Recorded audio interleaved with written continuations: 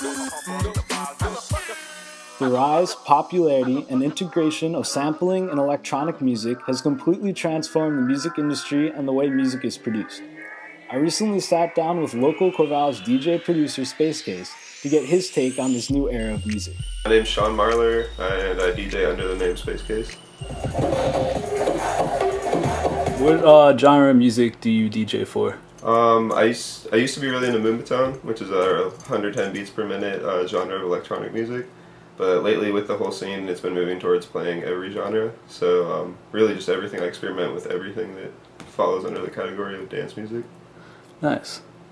How did you get started doing that? I got started about 3 years ago. One of my good friends started throwing EDM events in town, and he asked me to DJ. I just picked up the hobby recently, and it just kind of escalated from there. Are there any particular artists that influenced like your music or made you want to start DJing? For starting DJing, it was honestly just going out to local events and seeing local DJs playing. Now that I'm more into producing music as well as DJing, I'd say big influences are like Brills, Bro Safari, Ladoom, Ariok, all really nice people and really, really talented producers. Nice. Would you say like their work has like an impact on what you do? Oh, definitely. Like honestly, those guys, with every release they put out, they seem to be kind of ahead of the current sound, and usually they kind of set the trend of what the music coming out for the next following months is going to sound like. Nice. What equipment do you generally use? Like, do you use any software or any special things to help you make your beats and tracks? Yeah, I do. For live performances, I use a MIDI controller called a Tractor S4, and it runs with Native Instruments Tractor 2 software. And then for producing beats, I use Logic Pro, which is designed by Apple. And it has a ton of built-in studio features, but you can also use third-party plugins called Virtual Studio Technologies, and I have a bunch of those as well. I'd say just on my computer alone, I probably have over $10,000 worth of producing software. Oh, nice. Could we check one of those tracks out? Yeah, totally. I've got a remix I'm working on right now for Clockwork's song Titan. Alright, so here's the project file for it. As you can see, all these right here, these are all the different tracks I have mixed in.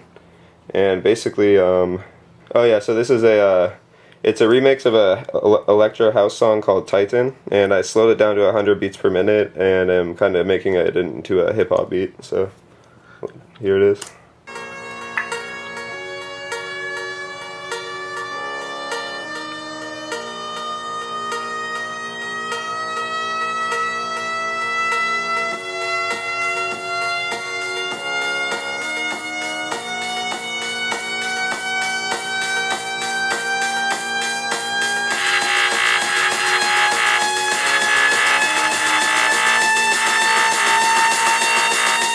So, as most people generally get the sense of, music's taking a more electronic trend in all genres, especially in hip-hop with their different beats they're using.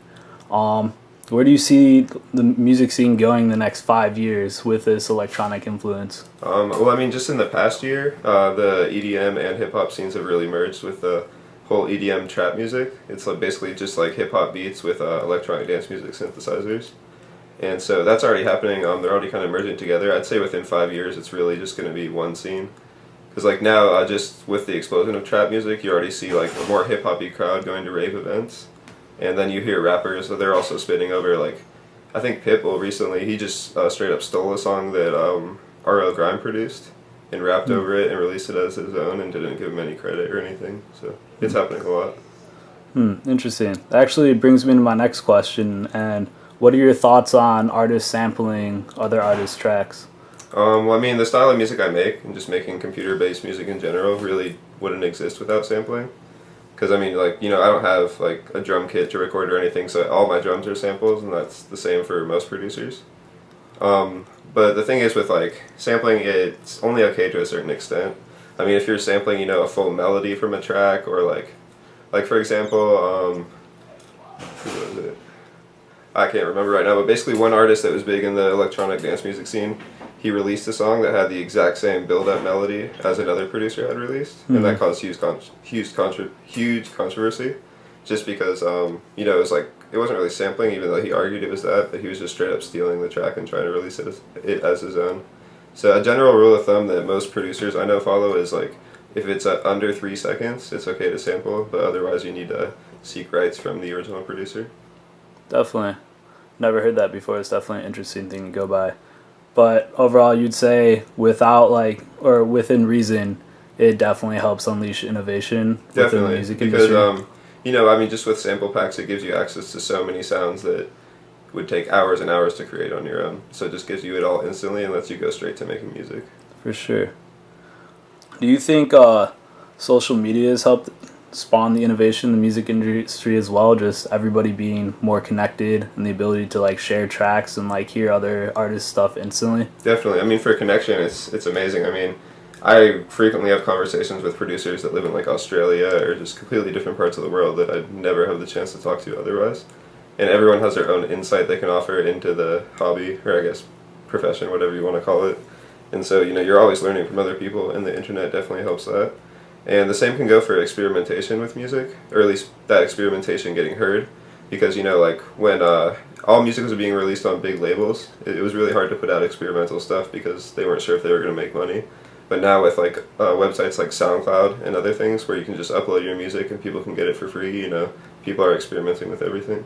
Definitely. Do you have any tips for any upcoming artists or people who want to be DJs in the future? Tips for upcoming DJs would be start producing, because the way the scene is now, it's really, really hard to get any shows if you don't produce your own music.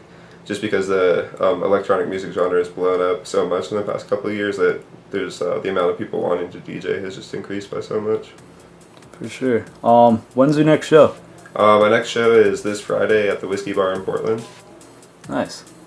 And if people want to hear any of your music, where would they be able to find it? You can find me on Facebook. I have a fan page. It's HAL-V and SpaceCase. My buddy Hal V is someone I produce music with. And then you can also find us on soundcloud.com/HalVSpaceCaseMusic. Good. Well, thank you, Marler. No problem.